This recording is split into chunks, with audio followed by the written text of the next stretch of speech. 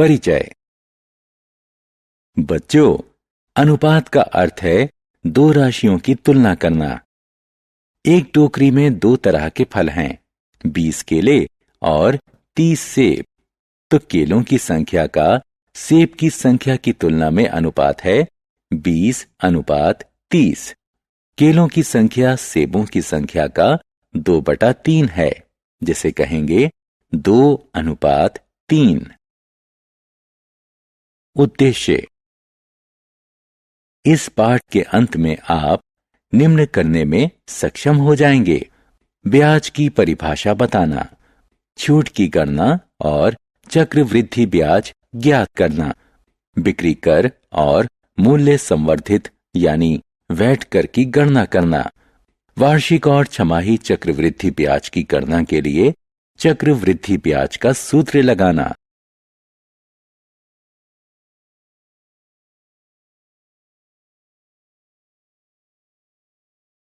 उदाहरण। एक स्कूल में 8वीं कक्षा के छात्रों के लिए घूमने जाने का कार्यक्रम बनाया गया। कक्षा के कुल छात्रों में 40% लड़कियां हैं, जिनकी संख्या 18 है। घूमने जाने का स्थान स्कूल से 250 किलोमीटर दूर है और बस कंपनी 15 रुपए प्रति किलोमीटर की दर से किराया लेगी। खाने पीने का कुल खर्च 4,500 रुपए होगा। अगर छात्रों के साथ 2 शिक्षक भी जाते हैं तो प्रति व्यक्ति कितना खर्च आएगा? हल। मान लीजिए कुल छात्रों की संख्या है x और x का 40% लड़कियां हैं। गणना करने पर छात्रों की संख्या बराबर 45 है। लड़कों की संख्या बराबर 45 घटा 18 बराबर 27। लड़कों की तुलना में लड़कियों की संख्या है 2/3, जिसे हम इस तरह से लिखेंगे और पढ़ेंगे 2:3। प्रति व्यक्ति लागत निकालने के लिए परिवहन शुल्क बराबर आने जाने की दूरी गुणा दर, जो कि गणना करने पर रुपए 7,500 है।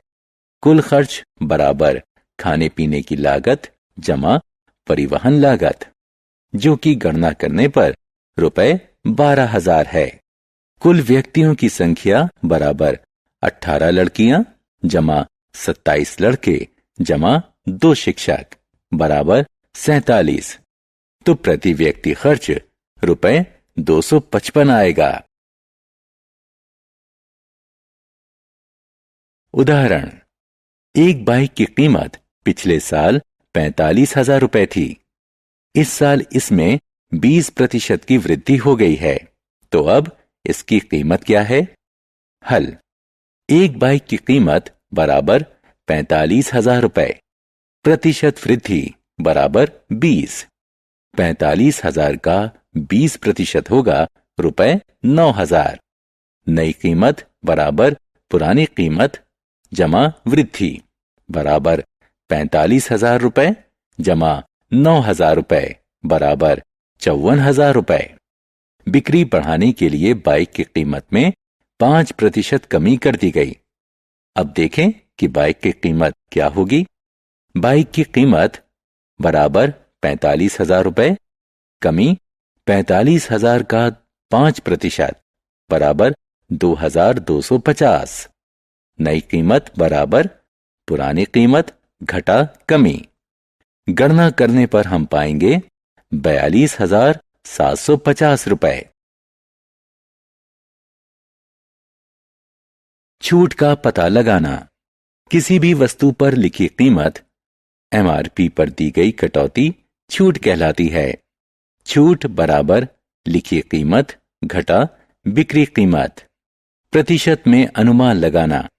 किसी दुकान पर आपका बिल है 498 रुपए 20 पैसे और दुकानदार आपको 10% की छूट देता है, तो आप कैसे अनुमान लगाएंगे कि आपको कितना भुगतान करना है? बिल को 498.20 रुपए के निकटतम दशांक यानी 500 पर ले आएं। अब इसका 10% निकालें, यानी रुपए 10/100 गुणा 500 बराबर 50। इसका अर्थ हुआ कि आपकी बिल राशि 50 रुपए कम यानी 450 रुपए के करीब होगी। क्रय और विक्रय से संबंधित कीमतें, लाभ और हानि। मैं पेन पर 3 रुपए और कागज पर 2 रुपए खर्च करूं तो खर्च होगा 5 रुपए। ये मुझे 3 रुपए का लाभ देगा, जो है 30%।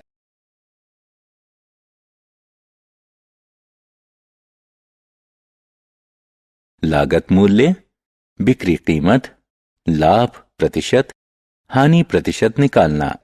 उदाहरण, एक दुकानदार ने 200 गुड़ियां खरीदी। एक गुड़िया की कीमत 5 रुपए थी। 20 गुड़ियां टूटी निकलीं और उन्हें फेंकना पड़ा। बाकी की गुड़ियां 8 रुपए प्रति गुड़िया की दर से बेची गईं। लाभ या हानि का क्या प्रतिशत रहा? हल, 200 गुड़ियों की लागत बराबर 200 गुणा 5 बराबर 1000 रुपए। 20 गुड़ियां टूटी निकलीं, बाकी बची गुड़ियां बराबर 200 घटा 20 बराबर 180। इन्हें बेचा 8 रुपए प्रति गुड़िया की दर से।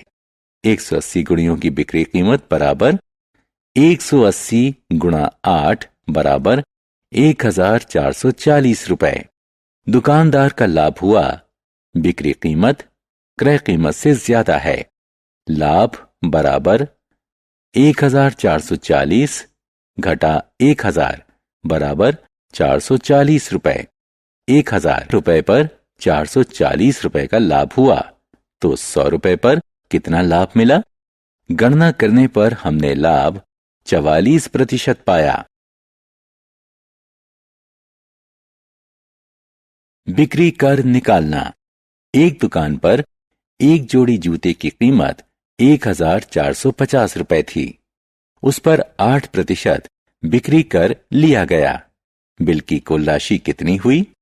हल, 100 रुपए पर टैक्स बना 8 रुपए, तो 1450 रुपए पर टैक्स बनेगा 116 रुपए। बिल राशि बराबर वस्तु की कीमत जमा बिक्री कर बराबर 1450 जमा 116 बराबर 1566 रुपए। मूल्य संवर्धित कर यानी वैट निकालना। रीना ने 9800 रुपए की वॉशिंग मशीन खरीदी, जिसमें 10% टैक्स भी शामिल है। मूल्य संवर्धित कर लगने से पहले मशीन की कीमत कितनी थी? मूल्य संवर्धित कर के साथ वॉशिंग मशीन की कीमत बराबर 9800 रुपए। 9800 का 10% बराबर 980 रुपए। मूल्य संवर्धित कर लगाने से पहले कीमत बराबर 9800 घटा 980 बराबर 8820 रुपए। साधारण ब्याज। बैंक या डाकखाने में जमा राशि पर जो अतिरिक्त राशि दी जाती है उसे ब्याज कहते हैं। जब लोग इनसे राशि उधार लेते हैं तो वो इन्हें ब्याज देते हैं। ब्याज राशि, समयावधि और ब्याज दर पर निर्भर है। उदाहरण, 2 साल के लिए 2000 रुपए की राशि 6% वार्षिक ब्याज की दर पर ली गई। इस राशि पर साधारण ब्याज कितना होगा और 2 साल बाद कितनी राशि देय होगी? हल, 2000 रुपए पर लिया गया ब्याज बराबर है 120 रुपए के। 2 साल का ब्याज बराबर 120 गुणा 2 बराबर 240 रुपए। 2 साल के अंत में देय राशि बराबर मूलधन जमा ब्याज बराबर 2000 रुपए जमा 240 बराबर 2240 रुपए।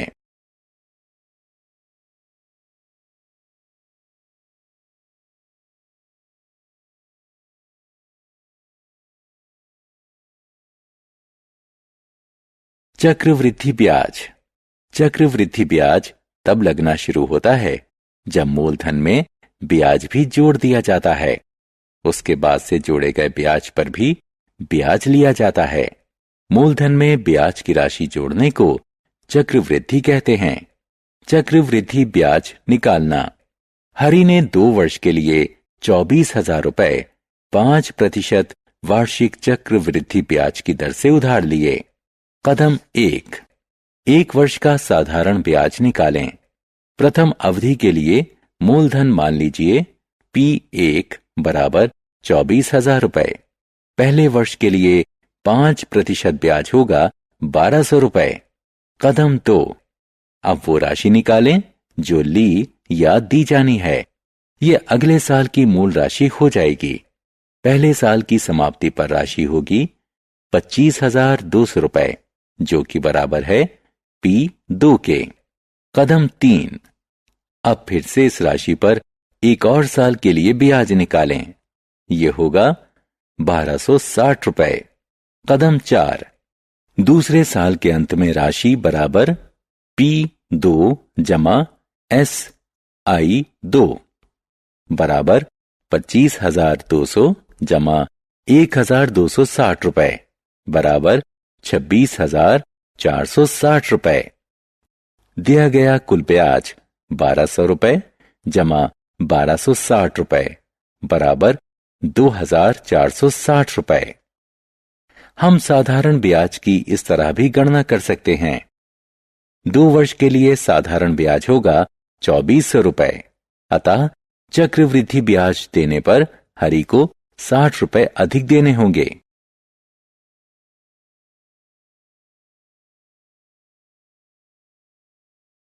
वार्षिक या छमाही चक्रवृद्धि दर।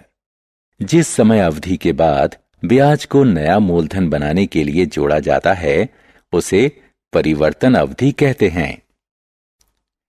जब ब्याज को छमाही आधार पर संयोजित किया जाता है तो साल में हर छमाही के बाद 2 परिवर्तन अवधि होती हैं। ऐसी स्थिति में छमाही की दर वार्षिक दर से आधी होगी। क्योंकि ब्याज का संयोजन तिमाही के आधार पर होता है, इसलिए एक साल में 4 परिवर्तन अवधि होंगी और तिमाही दर वार्षिक दर का 1/4 होगी। उदाहरण, छमाही में संयोजित 10% की वार्षिक दर से 1.5 साल के लिए 15,000 रुपए की ऋण राशि पर कितनी राशि का भुगतान करना होगा? हल, 2 साल में 3 छमाही पड़ेंगी, इसलिए संयोजन 3 बार होगा।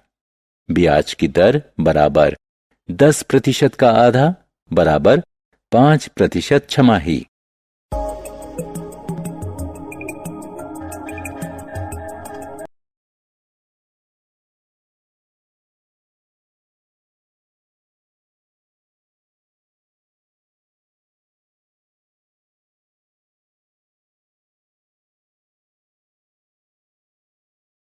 सारांश।